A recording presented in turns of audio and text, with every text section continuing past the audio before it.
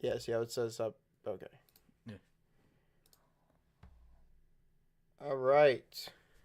Of course, we are here. Lewis, what's going on?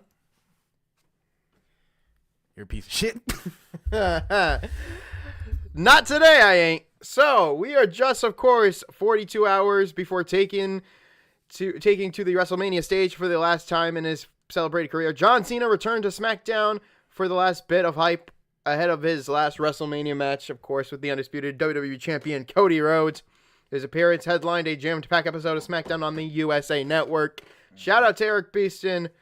And, of course, as you know, this is the Wrestling Pod with me and Lewis here. We're excited for WrestleMania. We're doing this a bit early so you guys can, so we can start setting up, cleaning up, you know, the whole thing.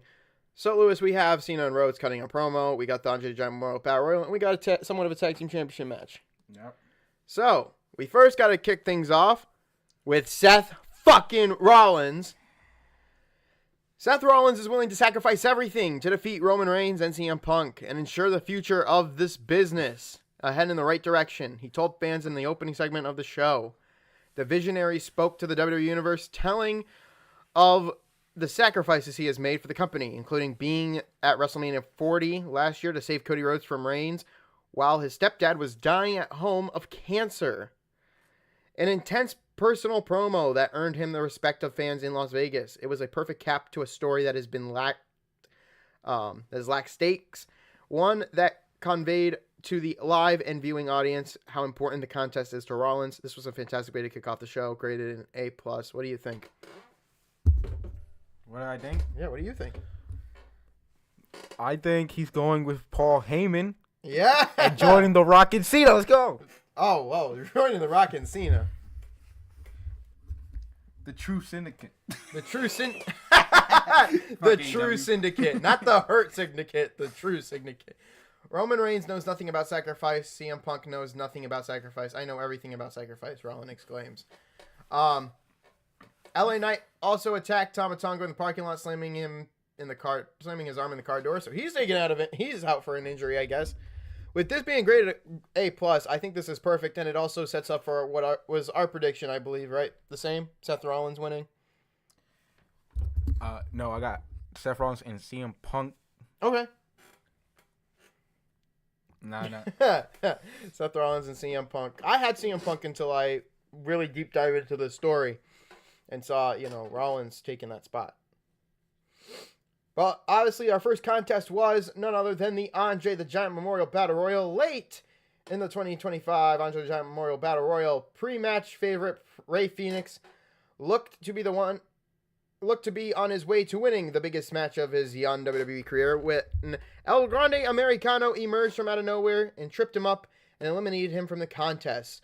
So, by certain, if you do not know, Rey Mysterio might just be out with an injury. We've actually kind of found this out early in the morning. So it may be Rey Fenix and El Grande Americano. If that is the case, I might change the prediction. Say it like a white girl.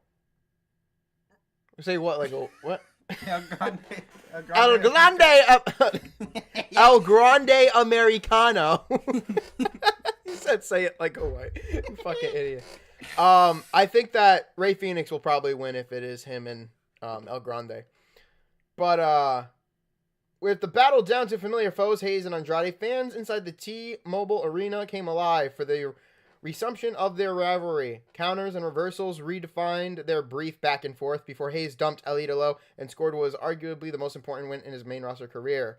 We had seen the likes of people from LWO, Dragon Lee, R-Truth, the Creed Brothers, Andrade, The Miz, Rey Fenix, Shinsuke, Chad Gable, Ludwig Kaiser, Carmelo, Carlito, myself. Pretty Deadly, Pete Dunne, Tyler Bate, Austin Theory, Grayson Waller, Otis, Kira Tozawa, Karen Cross, Humberto, Angel, and Santos Escobar. I know I just ran down a whole lot of names, but you guys get the point. This was a fun battle royal down the stretch, featuring a ton of talent that could fill out a card on their own. Hayes winning was a great boost for a guy who struggled to catch on with a sustained story throughout his first year in the main roster, and like Bronson Reed last year, will hopefully have the opportunity to go on and have a great run throughout the rest of the year. as long as he can get past, of course, the Miz and his shenanigans. Because they're really, really featuring Mello, don't Miz.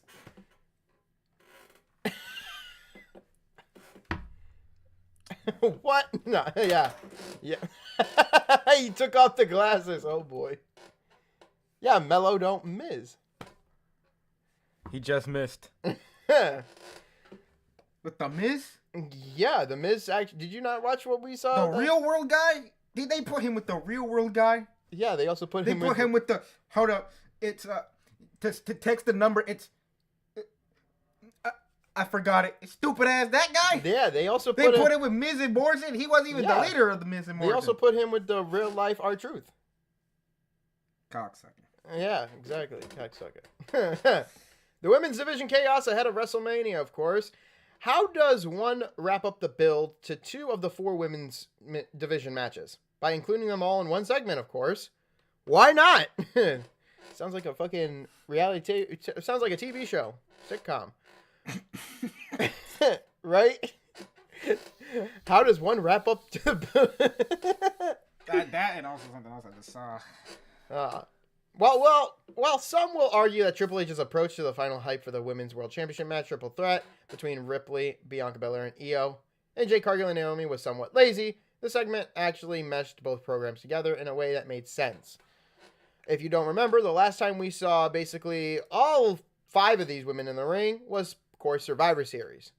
Naomi interrupted Bianca Belair, questioning her loyalty since the EST has ignored her text and calls. Made sense due to the disconnect that has existed between them since the former admitted she attacked Cargill. That Cargill interrupted, and chaos ensued between the 5 women, ending with Io reminding the world who she fucking is and what she can fucking do. Come Sunday night, the opening of Sunday night, only to put an exclamation point on things. While the creative leading to the 3-way match has been lacking, in some way, this was a fine way to shine light on the women's division and 2 matches that should have fans paying close attention when the bell rings. Not really. Maybe not Cargill and Naomi, but Ripley, Io, and fucking... I love how Ripley tried to stand up to Jade. Even though she's like, what? Fucking... She's like... Jade and Ripley standing face to face with each other is like how you and me stand face to face with each other. Like, you're Jade, I'm Ripley. But yeah, back up, bitch. And you're just like, what you gonna do, small fry? Pussy boy. Yeah, what you gonna do, pussy boy? Wait, what? That's right. Did you call me? Pussy boy. Wait until the stream is over. The tag team championships were on the line as the Street Profits took on the Motor City Machine Guns. This is how they destroy second grade tag teams in the world, right? The second greatest tag team in the world, and some people say, oh, yeah, the Young Bucks, or the Young Bucks suck. I don't care. Everybody knows that the second greatest tag team in the world is the Motor City, and they are getting destroyed by WWE right What's now. the first one? What do you fucking think it is? The Dudley Boys.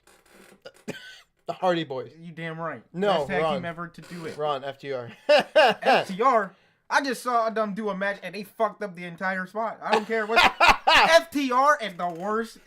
Yo, I feel sorry for every competitor that's ever went to AEW in the last 2 years. Because all they do is fuck you in the ass. That's right. I like Tony Khan must have bend you over. That's like legit written in the contract. He has a bend you over sign on his back. Bend you over and fuck you with this little tiny pecker. Okay, speaking of tiny peckers, Yeah, the Street Profits and the Here Motor comes City DIY Machine jump in Guns. the guardrail. The Street Profits and the Motor City Machine Guns battled for the WWE Tag Team Championships Friday night on SmackDown, but it was the third team in their long-running rivalry that left with the titles. Late in the match, Ciampa and Gargano jumped the guardrail and attacked the combatants, drawing a no-contest finish before absconding with the gold, or basically leaving with the gold. The booking here would seem to suggest a triple threat match, which I have been saying for fucking months now. Right? I've been saying this for months. The booking here seems to suggest a triple threat match for the gold is incoming. In fact, after the commercial break, SmackDown GM Nick Aldis announced a TLC match between 3 teams. This is literally their way of doing the Dudleys, the Hardys, and Christian and Edge. Sort of, kind of. They'll probably give us some, reference to that. Still, this was a pretty bait-and-switch tactic, and the crowd let them know it during Aldis' announcement, booing the next week part instead of having it happen at WrestleMania. Yeah. And having Randy Orton not get a match. Which, yeah, kind of sucked, but he really should have had a match here on SmackDown. He did it, though. Graded a B-, and it's understandable. But, I mean, we get something big in this. Really? I didn't see nothing big when I was there. Hell yeah. No, I'm talking about the TLC. We'll get something. That's going to be something big. That'll probably be the main event. Nick Aldis informed Chelsea Green that scheduled women's 6-man tag team match is off. So fuck that. Instead, you're going to go one-on-one with Zelina Vega, but not for the United States Championship. Boo! More boos raining in. So, Randy Orton, open challenge, and Zelina Vega's versus Chelsea Green match. One day before the start of WrestleMania 41, Randy Orton does not have an opponent for the showcase of the Immortals and took to the squared circle to issue an open challenge to anyone who gets wind of Orton needing a WrestleMania opponent. Me thinks someone will appear. More will answer. After the break, Zelina looked to go 2-0 against Chelsea Green in consecutive weeks. She did just that, using Green's mounting frustrations against her and delivering a middle rope code red to score the pinfall victory. One would assume this would set her up for a championship opportunity in the near future, but considering how haphazardly that particular title has been booked since December, it would not particularly surprise me if it didn't. All right. So, graded a C. Orton said he will be in a Gillette Stadium with just enough baby oil on him and that the type of self-aware humor that makes him such a compelling talker. Yeah. And Aleister Black teasing another one, of course, for next week. So Aleister Black could be coming next week because there's another. Oh, sorry. There's another wait, what? There's another teaser for that. Oh yeah. They actually teased this before, during, and after Zelina Vega's match. So it's most likely Aleister Black, and you'll hear that next week, of course, on the SmackDown summary. Who do you think Randy Orton's opponents are probably going to be? Yeah, just give your thought. What do you think? Who do you think Randy Orton's opponent's going to be? If I say it, you could say it the way that Aleister Black, Malachi Black. Oh, fucking. Who do you think? Who do you think it good? You said The Undertaker yesterday for a second. No. You were like, what about The Undertaker? I said it this morning. I said, if The Undertaker could still be go, Randy Orton and Undertaker part two. Right? And I'm just going to say, Undertaker's like in his 70s. That motherfucker is not breaking a hip trying to do a fucking choke slam. Or a tombstone. My knees. Him walking down the ring might hurt him. Think about my knees. On my back. I need double ARP. Where's Michelle? What about Miro? I mean, Lana's back, so yeah. She signed a fucking Legends deal, and she's not even in my book considered a legend. That bitch. She's a legend in other ways. Aha. I'll save it for after the stream. We got what seems to be a lacking LA Knight solo fucking whatever we're doing with the bloodline here. Jacob Fatu looked to send a message to LA Knight ahead of their United States Championship match Saturday night, of course today, at WrestleMania, attacking the megastar and drawing a disqualification finish to the babyface match with Solo Sikoa. Braun Strowman was able to make a save, and Aldis would do the same here in true SmackDown GM fashion. He said, "Do you know what I'm thinking? I hope you do, because it's a tag team match." So, a high-energy tag bout highlighted all four superstars and ended with Knight sending Fatu into the commentary table and then pinning Solo to score the victory for his team. This was a nice showcase for the competitors and the upcoming United States title match, but no one can help but be distracted by how rapidly and far Solo has fallen from his run at the top of the company. Not 6 months ago, he was a centerpiece of the Blue Brand. Now he misses WrestleMania, a side character in Fatu's big weekend. So that was graded a B, and that was, this just gives Knight momentum instead of giving Fatu the momentum that he needs if LA Knight's going to retain. Yeah. Which you think, I don't. But after the match, who gives a shit about this women's title match? Let's be for real. A confident WWE Women's Champion Tiffany Stratton sat down with Wade Barrett and, of course, discussed her match with Charlotte Flair. She came across better than she has recently, but here was a little new and noteworthy to come from it. Outside of her feelings, bullied into her early confrontation with the Queen. And of course, Charlotte Flair would have a bit of a pause moment with Wade Barrett in Las Vegas. So we got to see that. And really nothing much, right? Yep. Nothing much on that women's match. And it's fucking stupid. Stupid mother. I even said, like, we should re-nickname Solo or Sokoa. Wait, no. Is it Fatu? Yeah, it's Fatu in LA Knight. Yeah. Yeah, okay. So I told him we should fucking rename Jacob Fatu's Samoan werewolf gimmick to being like the Samoan boogeyman. The way he's just, and that's his like favorite. Yeah, he's like shaking fucking Down the mud. Yeah. We should get them a man. You should be Papa Shango. Papa Shango should come back and be like a manager for that blood. Papa Shango? Yeah, or Rikishi. Nah, I think Papa Shango's gone. He loves doing the Godfather gimmick, and I like seeing it every day. Here come the hose. Hop aboard the hoe train. Favorite train in the world. That's right. Born of the events that unfolded in the Andre the Giant Memorial Battle Royal early in the night, Rey Mysterio, Dragon Lee, and of course their new founding friend, Rey Fenix, battled Chad Gable and the Creed brothers in a 6-man tag team match.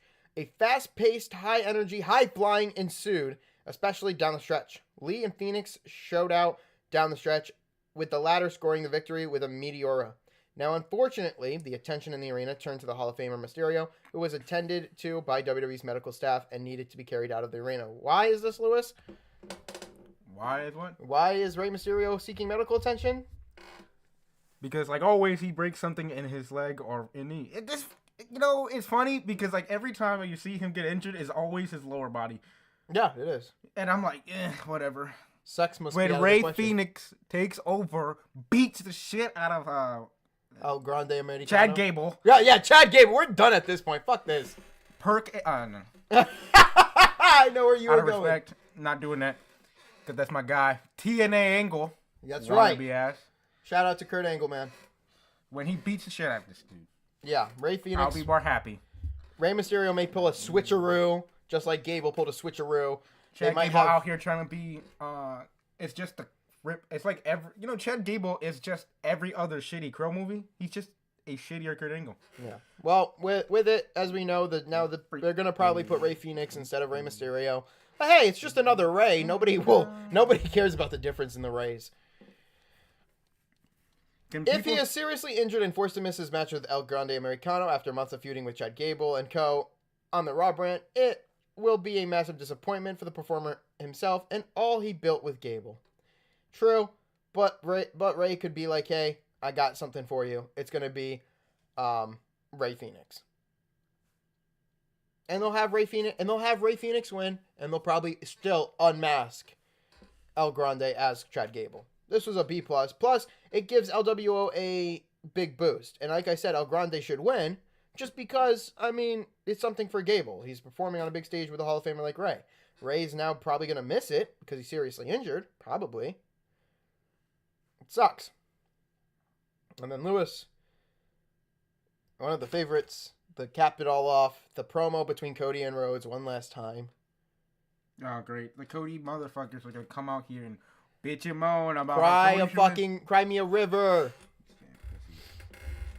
Now, did Cody Rhodes have the guts to do what is necessary to win, or will he stay loyal to the fans?